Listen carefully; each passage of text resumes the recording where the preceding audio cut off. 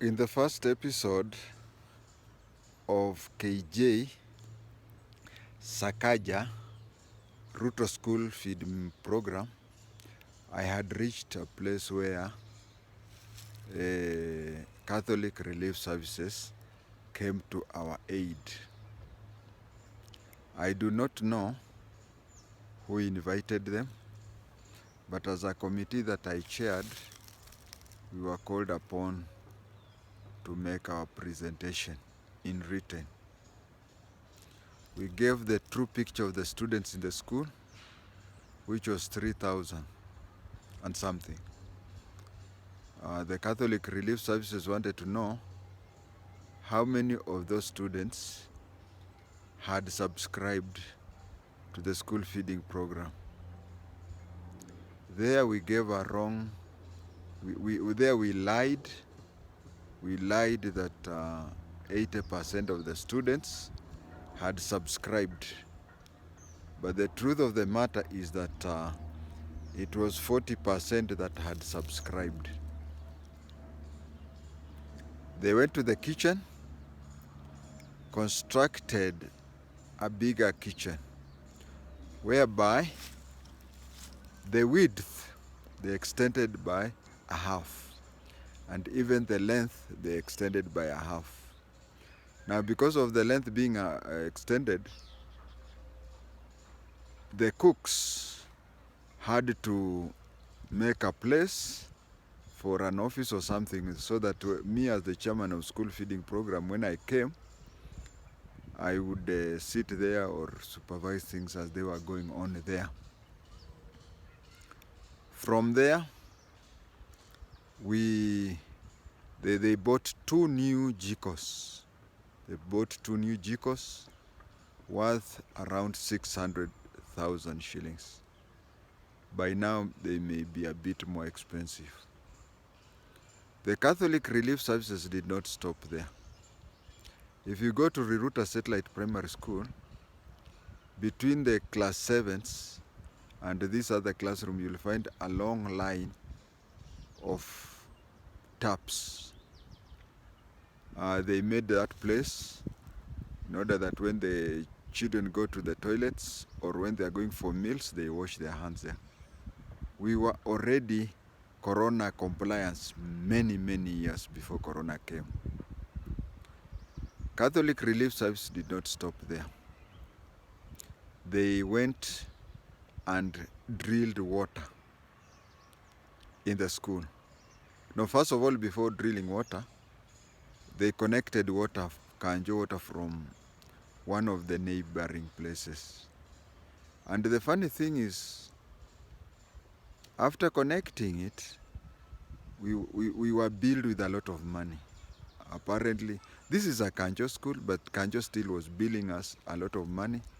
The school had prior used a lot of water and it had not paid.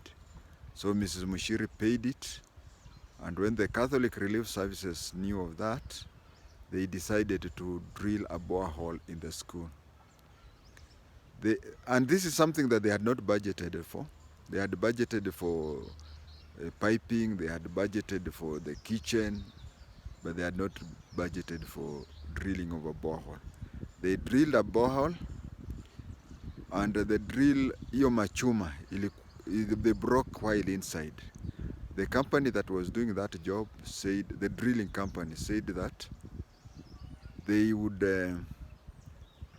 removing that is equivalent, it costs the same as drilling a new one. So they were even telling us, instead of removing that one or whatever, they were recommending that we pay the same amount again, so that they drill a side for that. But Catholic Relief Service did not have that money, so it stopped that way.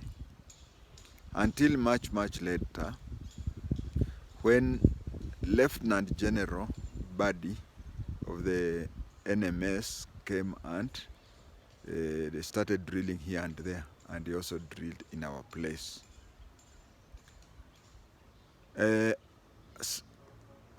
Concerning the subscription of the meal, after the Catholic had done that, it rose from 40% to between 65 and 70%. So I'm still grateful to the Catholic Relief Service. We continued that way. And then somewhere before,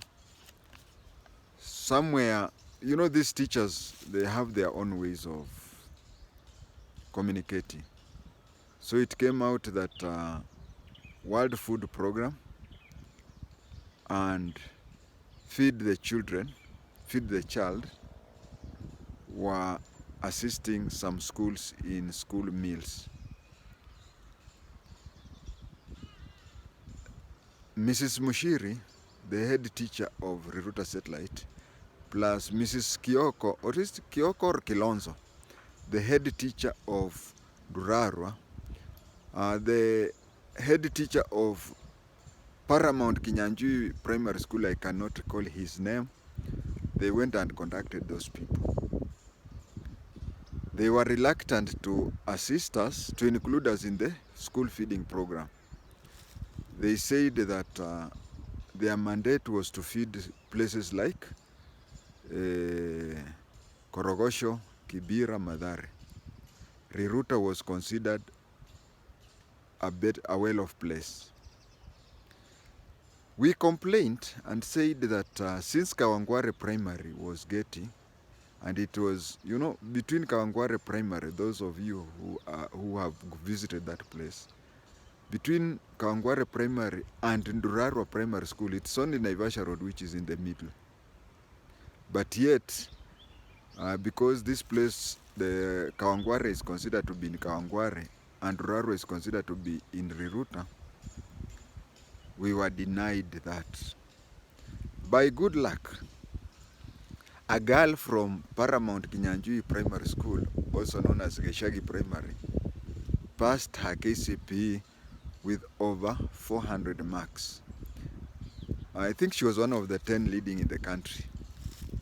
And she could not afford Form 1 fees. So one of the local TV stations covered her, and it talked about how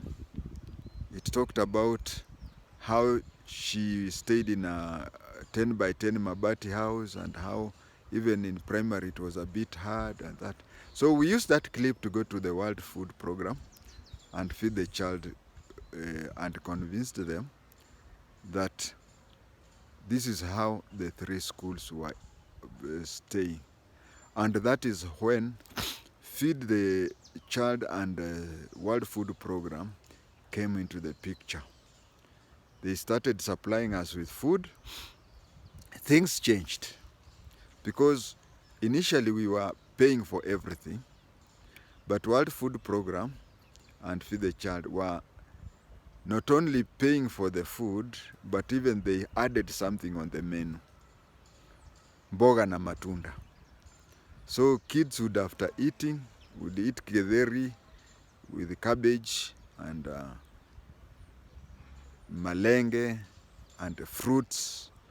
So the menu became better and the payment became less. Where we requested the parents now to pay 50 shillings per month. This 50 shillings was to cater for the salary of the cooks, whom we had now increased from 3 to 5. The money was to meet the cook's salary. The money was also to buy firewood.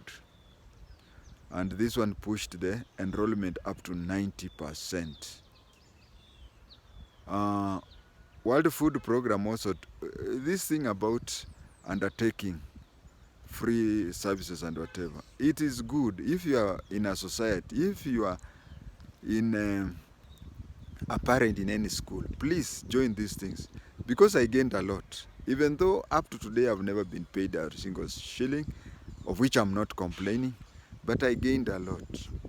World Food Program and Feed the Child took me to very many seminars, and I know a lot about food as a result. This is the end of the second episode.